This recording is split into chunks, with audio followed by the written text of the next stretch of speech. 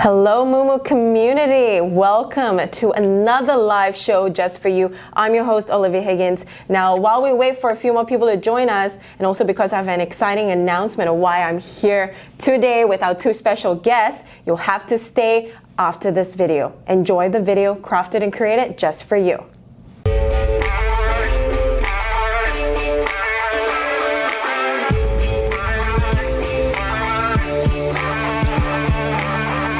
We're still at the main cabin, right?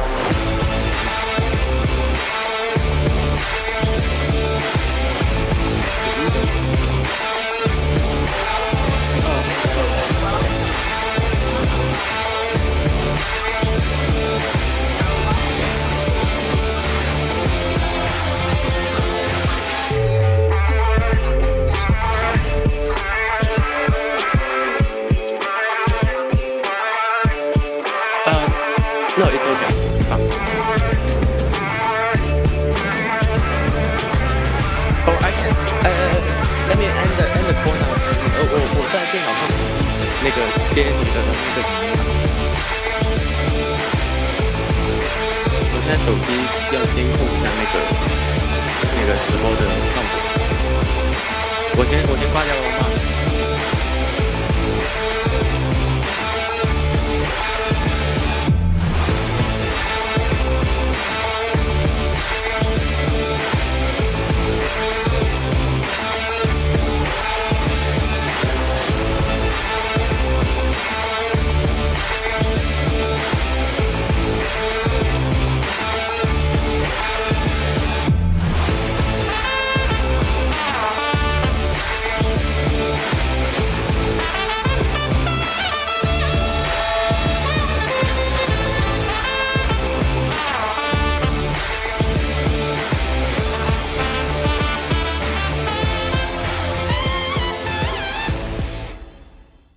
？Welcome to everyone who's joining us for 2024. What a great start to the year, and I am here in the US.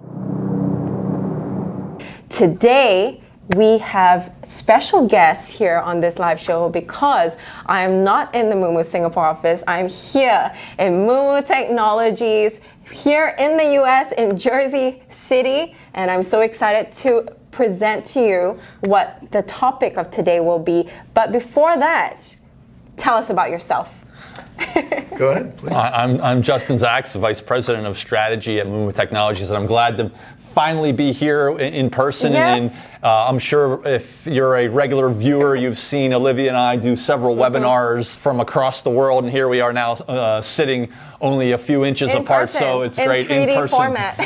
in beautiful, cold, windy, and soon to be snowy New York City, and we're here filming, and there's supposed to be a big snowstorm, and as cold as New York is now, we haven't seen snow in almost 2 years, any significant amount. So I'm sure you're really excited to have a little bit of the white powder outside and filming outside. So we're really looking forward to sharing that with you. And I've been the Vice President of Strategy here for a while, and one of my roles here is to talk about and comment on what's going on in the markets and help the users understand what's going on, our users, and really also the Moomoo app itself, helping you with whatever you need for that.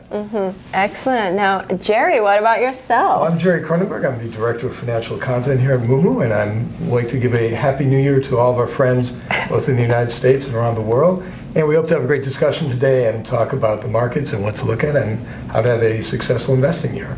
Absolutely. Now, before we begin, now everyone joining in right now, remember today is about learning, okay, together. So we've crafted this show for you just to figure out what's hot in the US market for 2024. And I've flown in from Asia Pacific right here in the heart of New York and New Jersey, just to really figure out for you out there, for our global audience, what we can look at for the US market. Now, we're trying to figure out where are we going for 2024. So before we begin, remember today is just for educational purposes. So please don't take anything as financial advice and recommendation, but really today learn with us on this live show as we go through the topic for the U.S. market today. What's hot for 2024? Are we at a turning point? Well, it'll be interesting to see what happens. Obviously, we have the U.S. election coming up, which will be key.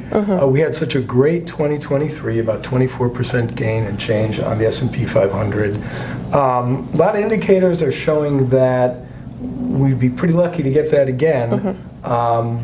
But some other indicators are showing that at least we should hopefully have a positive year, although the jury's still out.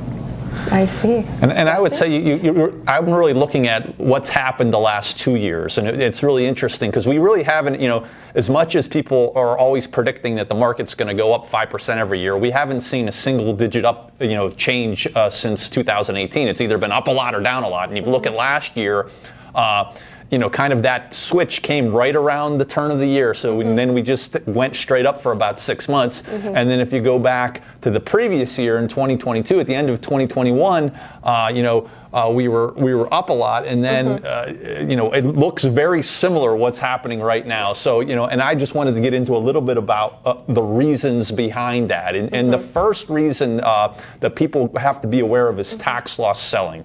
So it's the idea is if you have a big gain, and a lot of people had a lot of big gains last year, they don't want to sell their stocks in 2023 because then they're going to have a tax bill due. So if they sell it on January, whatever, in the beginning of January, they won't have to pay tax on it until the next year. So a lot of people wait around, and if you had some big gains, and we know some of those big stocks, particularly those Magnificent Seven stocks, went up a lot. Right. And so those are the stocks that got hit at the beginning of this year. You saw the Nvidias and the Meta platforms, all these stocks didn't do too well, in January. And so, but if you go back to what happened, in 2022, we saw that, and we saw some sell-off and rotation, and then you started seeing the market come back. And then we had the Russian invasion of Ukraine. So we had, obviously that's not happening here, but we do have some geopolitical situations happening that are heating up. So,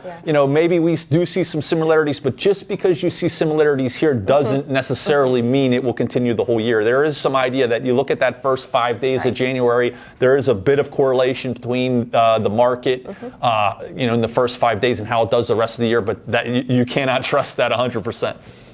Great. Now, Jerry, what do you think? That's an interesting situation. There are 3 indicators that I look at. It's called the January trifecta. One is the Santa Claus rally, which is where you look at the last 5 market days of the outgoing year and the first 2 of the new year, and you want to see if that's positive or negative. We did not get a Santa Claus rally.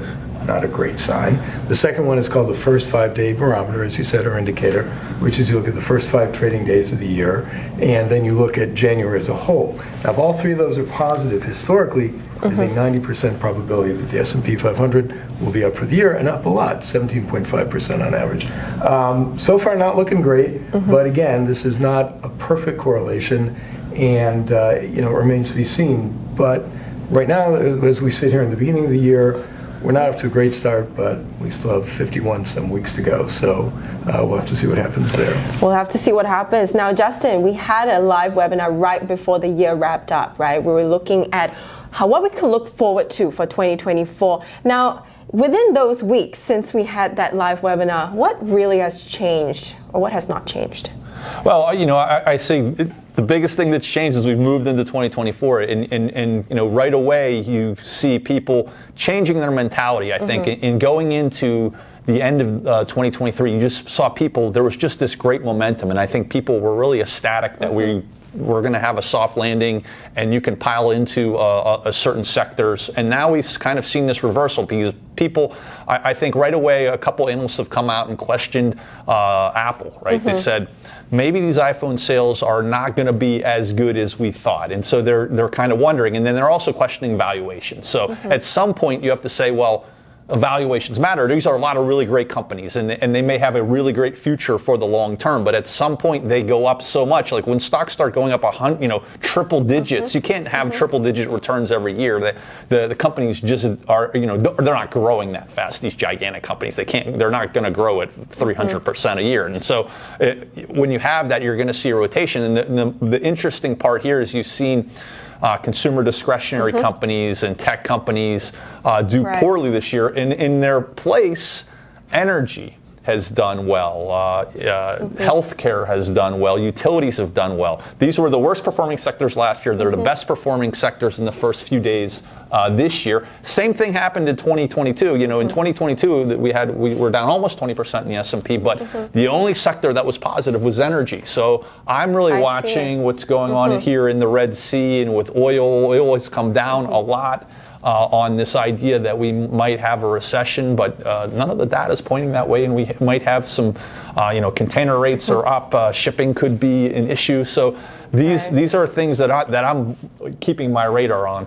Right, and we were discussing as well. I mean, before we, did this live show, we were having our chats, our casual chats, and we were talking about the sustainability themes and also even mobility, right? So you talked about energy, but how can we really, for the audience listening, how can we really look at it as subsectors or trends in 2024? Because it's been a hot topic for a while, but what is different this year potentially? Well, the two things that I'm looking at. I like to look back at market cycles. So if we look at, if we've had a soft landing, we've dodged a recession, then the question is, are we in what's called recovery? So we skipped a recession, went straight to recovery, or did we back up from a late recovery to a boom period? Now, I looked at the historic sectors, and in both of those periods, two sectors that do very well are technology and financials, which makes sense, right? Interest rates are stable or coming down, what have you, good for banks. Technology companies are investing in technology, good for them, and small caps tend to do well when interest rates come down, historically, because cost of borrowing is very key to them and the ability to get financing. So if I look at historical trends, those are the three areas that I'd be looking at this year that seem to have some tailwinds. And those are areas that I would be looking at to see where they do well. So historical data, I mean, we're really looking at, like the indicators that a lot of our audience members use. They're always looking at how they can track records and also customize for themselves, right, on the app. But at the same time, how can we really use that historical data to go forward into the new year? I mean, sure. Well, I mean, you always do take it with a grain of salt because the market does things that you don't expect. But trends tend to, over a long period of time, work out. So, yeah, if you're trading for today, I mean, I can't say for sure the stock will go up or down. But if you are trading for a long term, for retirement, for a 529 plan for the United States, for your kids' education, and you've got 10 or 20 years, historical trends are a good thing to look at because they do tend to reassert themselves over time.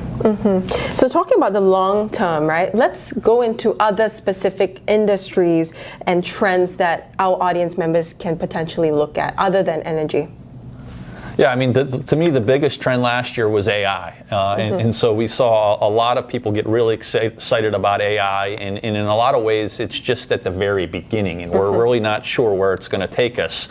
So I think this year might be the year AI has to prove itself. Okay, we've had some tremendous gains in these stocks and stocks that are related to AI and stocks that aren't. That there's just this idea that AI is going to really push efficiencies over all companies, because all companies have some type of tech stack in there. And I think we have earnings coming up very soon, so I'm looking forward to see what are these corporate CEOs and CFOs going to say about these efficiencies and about their margins. Are they going to be able to hold margins because they're able to utilize AI in their everyday day-to-day operations or not, or is it going to take longer? And so I think that's something that users can use our app, use that earnings calendar. I'd love to use that earnings calendar on our app and kind of find out which companies are going to be reporting and listen to the live earnings calls that we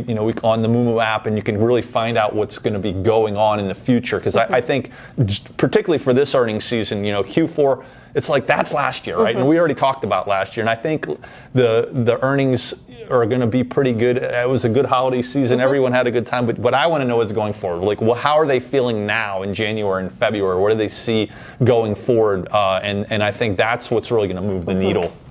Now, Jerry, you're the director of financial content, right? Yes. So with the content that you're crafting for our audience. You know, I know a lot of them talk about earnings all the time. I always get questions from you guys also in the community about, you know, where we're headed, how can we even make sense of that data that we have on the app. Now, how do you suggest, or what are your insights related to earnings upcoming? Well, I would say that obviously you want to look at how a company did versus the analyst expectations. And the other thing that's key, and we've gotten this question from the audience before, is look for a company's forward guidance. And what is the forward guidance compared to what the analysts previously said? What do they say for the next quarter? What do they say for the year as a whole? So we get these questions all the time. Well, the company beat on earnings and the stock's down 20%. Why is that? Probably it's going to be, again, they said something negative in the forward guidance, because there's an old saying that Wall Street is a weighing mechanism, not a pricing mechanism, I believe it is, if I got that correctly. And so you're looking forward. So it's not, okay, we just had our fourth quarter earnings, we had a great quarter, but we just said the first quarter is terrible, right? So the stock's going to go down because we're looking forward, and that's where prices are based. So that's a key thing to listen to. Any other thoughts? And I know you wanted to add on the trends question. So is there any other, you know, specific U.S. industry trend that our audience members can look at as well? Well, I would add to what Justin said, same thing with AI is EVs, right? Electric vehicles. Those are supposed to be the greatest things since sliced bread, but are they going to really deliver? Is the world going to go to EVs or not? And so many of these stocks, along with the Magnificent Seven is another sector, they had a great run-up. Okay, so as Justin said, they can't have a great run-up every year. So now they have to deliver. They have very high price-to-earnings ratios. So, you know, are they going to deliver in 2024 or not? At some point, people will lose patience with these stocks, and their valuations will not keep going up. And so either the stock price potentially stagnates or goes down, what have you. But if they're going to continue to grow, they have to deliver, and this would be something to watch. Are they really going to start to deliver on the promises that they've been priced into? Yeah, and to me, you know, on the EVs, you have to think about, you know, you could have a great year technology-wise. They could really ramp up their technology. You could have all this self-driving things come in. But if people don't want to buy the cars, if they don't have a job, if we're in recession, then the companies aren't going to do well financially. I mean, maybe for the long term they will, but for the short term, they're still manufacturing a car or a truck. It's a hard good, and it's very expensive, right? That's one of the bigger purchases people will make. Right. And I mean, so, Cybertruck is already out. Yeah, they care. Yeah, exactly. You know, you care about, you know, the technology, and it's great. And you may want to purchase it because of that, but at the same point, you need to be able to afford it, and interest rates obviously come into play there. And we've seen interest rates drop a lot in the last few months, but. A lot of that has maybe, you know, people have gotten ahead of themselves, and I'll be watching the interest rates. That's I think probably even more interesting than what's going to go on in the stock market for a lot of people. No pun intended. Right. Exactly. I mean, those were really great points, especially for the EV. And also, just to summarize, we were talking about energy at the beginning, and then we also talked about AI. You know, I'm personally looking at quantum myself, but everyone's saying that we're not close to even having that come to fruition. I don't know. Is that a trend in the U.S., like quantum computing? What about the defense sectors as well? Well, it'll be interesting. This plays into the presidential election. I mean, historically, if you think, we don't know who's going to win the presidential election, but historically, you think if a Democrat wins, green techs should do well. If a Republican wins, defense stocks should do well, and energy stocks should do well. So that's something that you'll start to see, I believe, priced in as we get closer to the election, and it becomes more clear than it is right now which way it may go. And you may start to see that impacting some of these stocks. U.S. elections, I'll get to that very shortly, but let's just go a step back and go back to what Justin mentioned about, you know, recession or not. Are we going, you know, deeper down the rabbit hole? We don't know. So is there a possibility of a soft landing in the U.S. market, and how will that affect, you know, everything that we talked about? But more importantly, how will that affect everything on the global stage and for everyone listening and investing in the U.S. market? Yeah, I have two thoughts on that, and I kind of think it the opposite way, and I guess it depends what country you're in. I'm wondering how the global economy is going to affect the U.S. because we just talked about China. I mean, we just talked about the iPhone sales, and that's really about a China play. And so I'm looking to see how China's going to do. I'm looking in the broader Asia. I want to see how Europe is going to handle their inflation. You know, our inflation is coming down. They have different concerns over energy. We have a lot more energy than Europe does, so they're much more dependent upon foreign sources of energy, and that's going to be a big factor for them. So I'm looking at those type of factors to affect the U.S. companies, which affects our economy, because the U.S. is a huge, internationally entwined, and so it's not just the domestic demand that you're looking for. And in terms of a soft landing, I think right now, if you look back to a year ago at the beginning of the year, everyone was like, we're having a recession. And then we didn't have a recession, and everything's done really well. And now I think the view has switched. And I think, we already think there's going to be a soft landing. So what I would say is, just because, and even if we do have a soft landing, maybe it might be priced in already to the stock market. So a lot of times people don't realize, they're like, they look forward and say this stock had great earnings and it went down, but people guess ahead of time. So people have made that guess that we're going to have a soft landing, and the markets run up a lot on that idea. We might need less, not even a soft landing. What we might need to have, this, lights out type of performance to keep this bull run going. I mean, you mentioned the we, right? So there are two parts there. We've got the analysts, of course, having their own opinions and perspectives based on their expert analysis, but we also have the sentiment from the investors.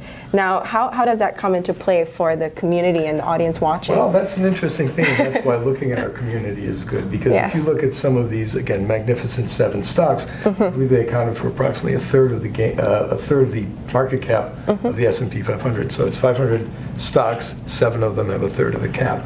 So the fact of the matter is, you look at some of these price to earnings ratios, and they seem pretty high, but if people buy a stock, they go even higher. So that is something to keep in mind, and that is an X factor. I mean, I'll be honest with you, there are stocks that I thought were overvalued 5 years ago, and they've gone up tremendously since then. And so it is something, and it's really the X factor these days, because stock prices are priced on the margins, right? So if the three of us love a stock and we buy it up, everyone might think we're crazy, but the price goes up, and then you see the professionals come in, and we see this with meme stocks particularly, and they say, wow, look, let's make a couple of quick bucks, and it goes even higher, and maybe you get a short squeeze. Remember that. And then you get a short squeeze or something, it goes even higher still. And so it's tough to gauge, but sentiment about a stock obviously is important, because again, prices are set on the margins, and if small investors decide to buy up a stock, it doesn't matter what the pros think, the price will go up, at least temporarily. But it is good to look at fundamentals too. Yeah, I would say on sentiment, you have to think about, they do these sentiment surveys, and they call people up and they say, how do you feel? And everyone's going to say, oh, I'm miserable, I have all these problems, right? And so that's how most people act. And meanwhile, I like to look at what they do, right? And so you have to say, there's low unemployment right now. They have a job. The balance sheets for a lot of Americans are quite good compared to where they were 5 years ago. My thought is, when you talk about sentiment, I want to look at, are they selling stocks? And at some point, when that sentiment gets negative, it's about they just want to get out of the stock market. And when you start seeing these days where we gap lower, open lower, and then go straight down, that's when people start getting scared, and that's when you have to worry that we could have some type of a sell-off in the markets. And until that happens, that and sentiment could get worse from there. But you really have to look at what are people doing. Don't ask them how they feel. Everyone, either they say I'm good, or they say I'm and if they're being honest, they say I'm miserable. But it doesn't really mean how they really are. I mean, there's an argument. I mean, I read a lot. I mean, there's a book called Narrative Economics, right? And they're talking about how emotion is the key driver of markets. Agree or disagree? Again, it's priced at the margins, so small investors can have big impact. Hopefully, over the longer term, people do not let their emotion get the better of them. And of course, the institutions theoretically do not run on emotion, and one would assume they would set prices in the longer term. But yeah, I think in the shorter term and things like that, sentiment is very key. As I said, when I look at the Magnificent Seven and some other stocks like that, I got to scratch my head when you look at some of these price to earnings ratios, which are just really massive, and then I'm like, well, this can't be sustainable, and then the stock goes up anyway. So it is a key issue, and a lot of people tend to vote with their feet on stocks. I would worry in the longer term whether stocks do tend to correct and go back to fundamentals of the longer term, but certainly over the shorter and medium term, it's clearly been a big driver in our market. Yeah, and I just think about and agreeing with Jerry here. It's really that the psychology plays a huge role in the short term often, and it's really about just thinking about what all your friends are doing, what everybody else is doing. In the long term, companies have to have fundamentally good earnings, right? And so eventually they're either going to go out of business because they're not making any money, or they're going to do well and they're going to have that cash and show you. But in between, you can fluctuate, and that in between, it's not necessarily just hours. That could be months, and it could even be years in certain cases.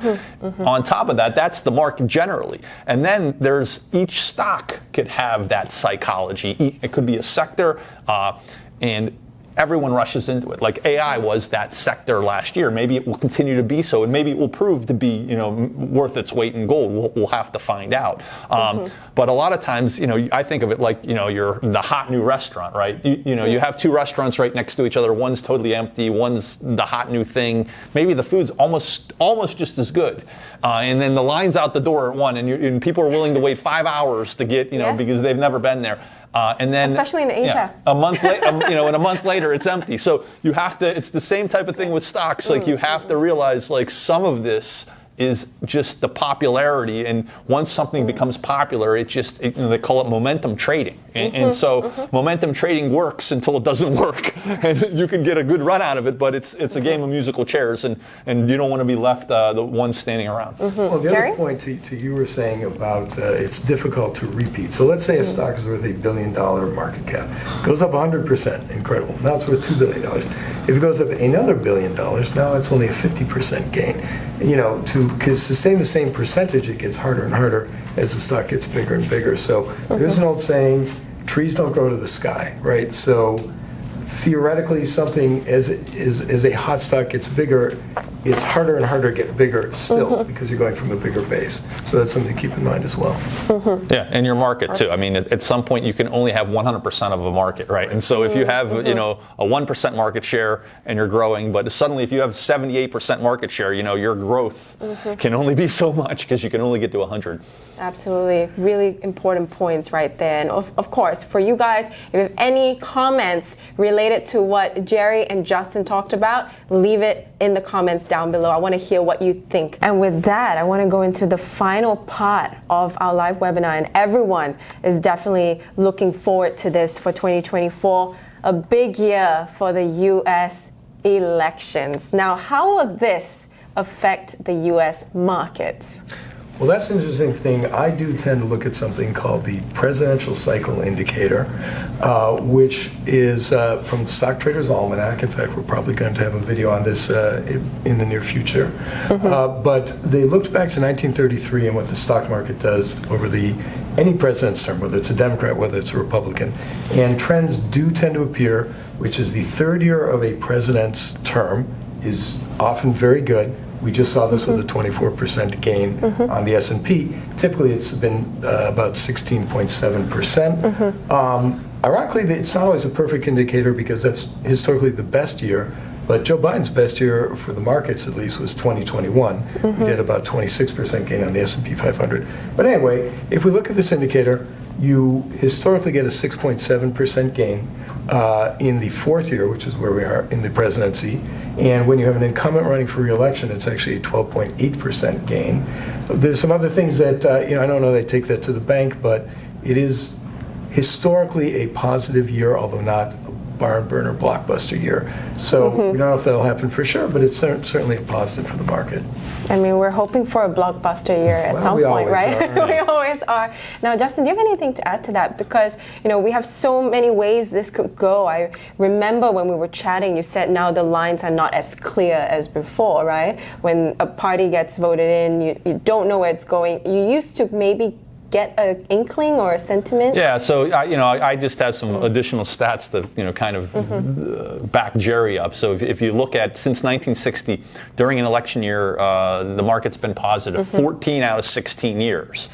But there's always a but, right? And so what you got to realize is the 2 years it was down, there was, we had the internet bubble, and that was Bush number 2, and the market was down a decent amount. But the real big one was the Obama election, and the market, it had nothing to do with the election. This is where I'm going. Down 37%, right? And so that was 2008, and so that was the great financial crisis. So, you wonder why some of these average gains are not as good. It's because when you have a 37% decrease, that's gigantic, right? And so, in the end run, you could talk about the presidential, and we'll get into a little bit of the impact, but ultimately it's about the economy, it's about inflation, it's about interest rates, and those three things are going to determine 2024 much more likely than who is elected and what happens, especially in this current situation where we have just a ton of gridlock, and it's because it becomes not just about the president. It's like they actually have to get stuff done,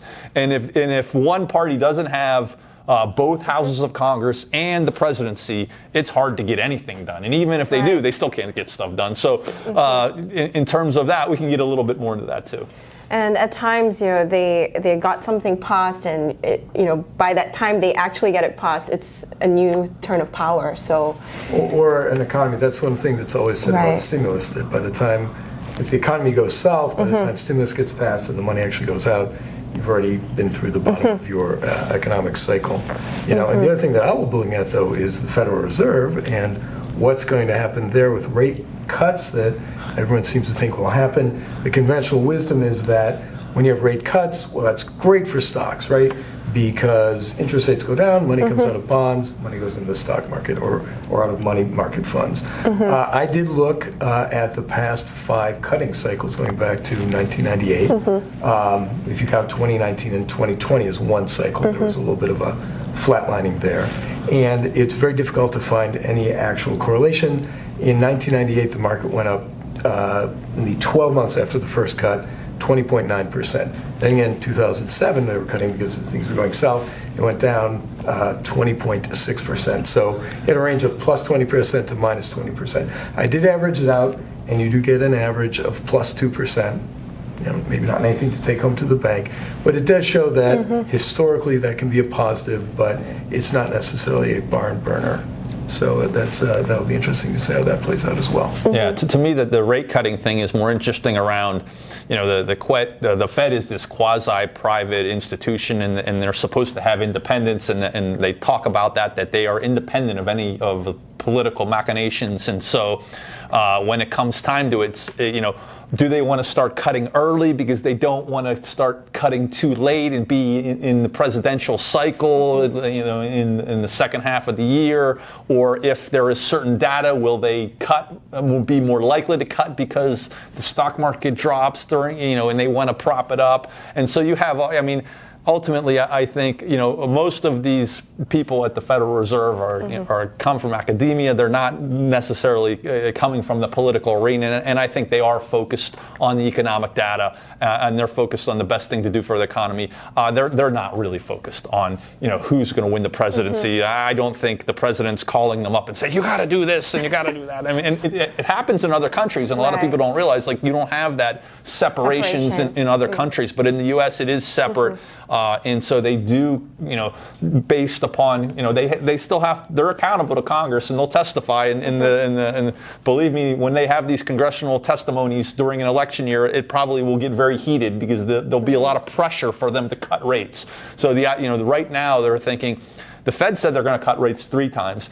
The market's already thinking they're going to cut 6. So they're thinking those congressmen are going to maybe winning and kind of pressuring them and saying, well, inflation's down a lot, or they're cut, and whatever district you're in, there's going to be somewhere where unemployment's rising, somewhere where the economy's not doing well and people are feeling it. I'm sure some people out there right now are feeling it. And so there's always going to be that pressure. And I think the Fed is, ultimately has to look at the totality of all the data nationally to make those decisions. Let's just extend that for the final point, because of course I think this is on everyone's minds as well, the geopolitical tensions around the world and what the U.S. Has in relation to that, and how, what changes within the U.S. market, how would that affect, arenas globally, especially related to the tensions? Sure. Well, I think obviously the biggest indicator that you're looking at now, as Justin said earlier, is oil prices, right? In the United States, for those who are not here, I think one of the biggest things of consumer sentiment is how much gasoline is, right? We drive a lot in this country, in much of this country. You fill your tank with gas. It can be, $10 when prices are low, or it can be $50 if you have a big vehicle. And that really eats into your spending power as a consumer. And so lower gas prices, which can be caused by a recession, which is a bad thing, but in general, they are stimulative of the economy. Right now, as we're speaking, oil is about $72 a barrel. Gas prices are around $3 or some national average, which is probably kind of middle of the road. They did get very high earlier in the Biden administration, over $4 a gallon. And at other times they're maybe $2 a gallon, something like this. And so lower oil prices would, I believe, be a positive for the market and the economy. We've got all this tension in the Middle East. The prices have been very volatile. They have moved up and down over this Red Sea shipping. And so that's something that I think that we have to watch. I know the United States is in control over it, but that could be a big issue. And Russia, Ukraine is kind of on the back burner, but you have to worry about U.S.-Chinese relations always. And to Justin's point, markets are very correlated these days, and I do worry about if China were to go into recession, it's very difficult to see how the United States could keep going really well, because there's just so many interlinks between their economies.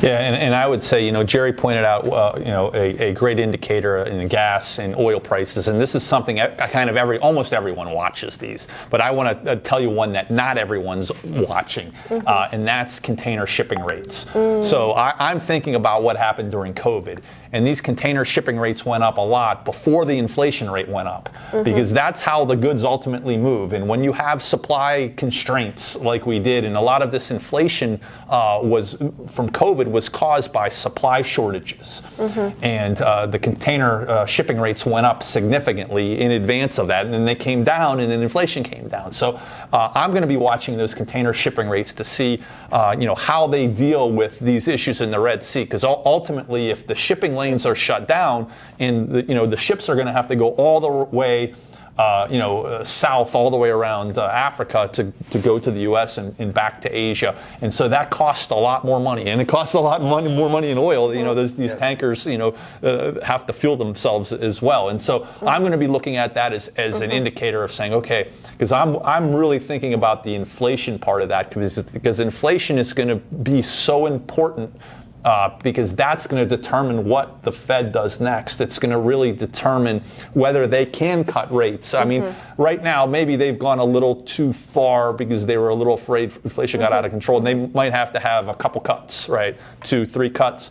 They raised an equivalent of 21 times, like 25 basis point increases. So if they cut 3 times, that's a small drop in the bucket of what they've done, and people have to realize that. Like, just because they cut 3 times, this is not back to where we were. This is back to where we were just 6 months ago. So you have to be thinking about that in relative terms, and you should be looking. That inflation data is going to be so important, and it's not just whether it's going to continue to go down, but where's that bottom? Where's that flat line? And it'll be in different areas too. For those tuning in right now, you're here with us for what's hot for the U.S. market in 2024. Now, speaking of that, let's end off on a lighthearted note. I know football is a big thing in the U.S. It's also a very hot topic.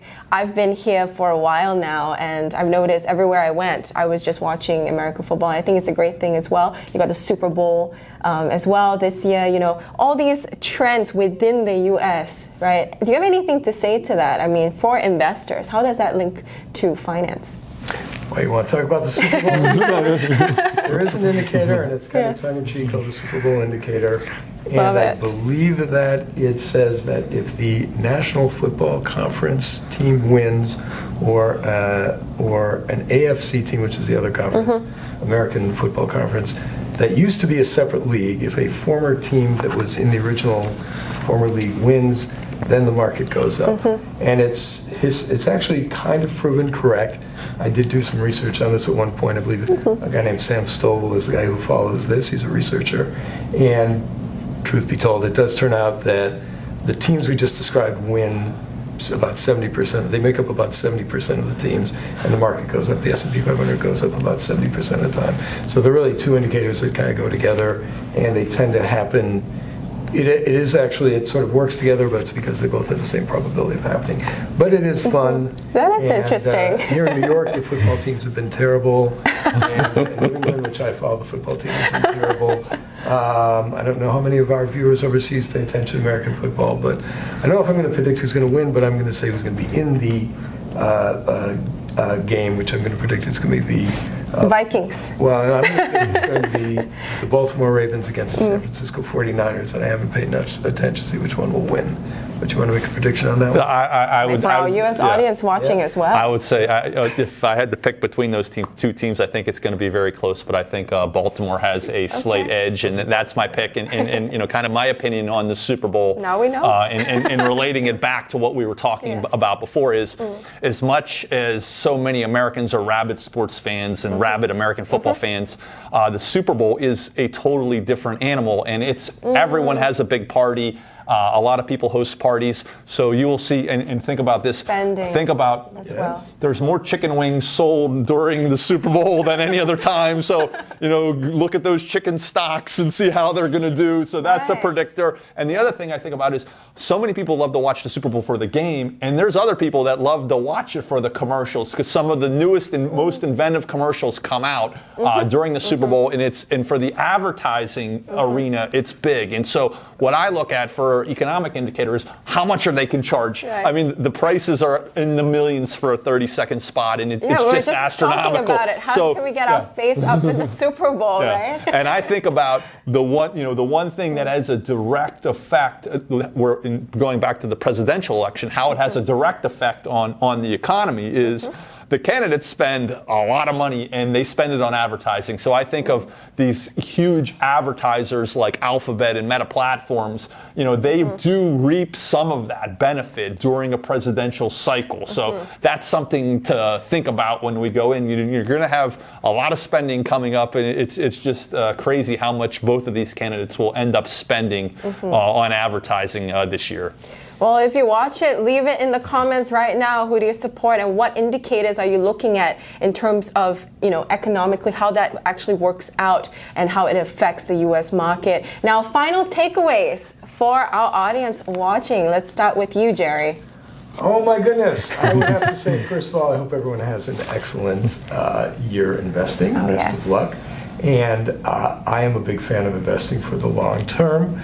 Peter Lynch of Fidelity famously used to say, I don't know if the Dow, if the next 1,000-point move is going to be up or down, but I do know the next 10,000 points is going to be up, which is a pretty good aphorism. So keep enjoying the Moomoo app. We hope you use it and like it.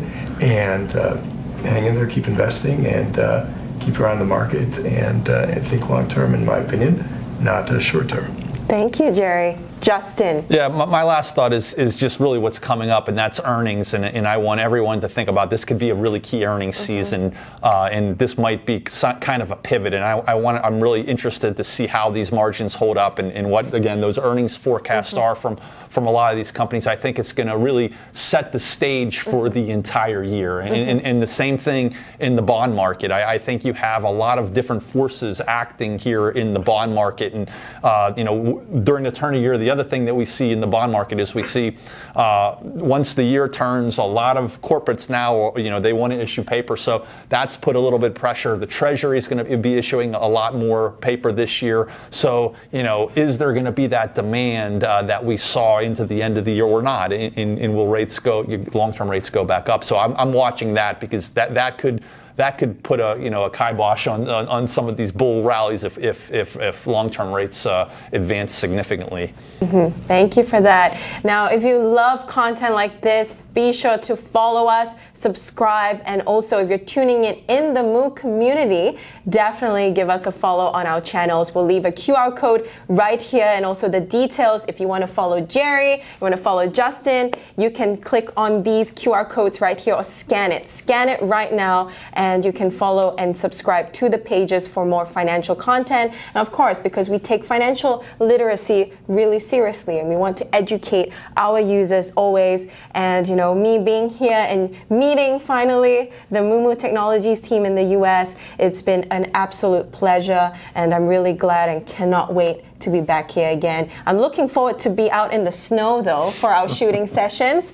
So stay tuned for all of that, because we have so much exciting content coming up for you for 2024. And if you want to watch the replay of these shows, okay? Any other comments, leave it down below. We're always tracking what you want to know next. So if you want to know a particular topic, or you had any insights or comments from today's episode, definitely type it in, because we want to hear your thoughts, okay? So we'll see you next time. I hope everyone has an amazing 2024. Have a great one.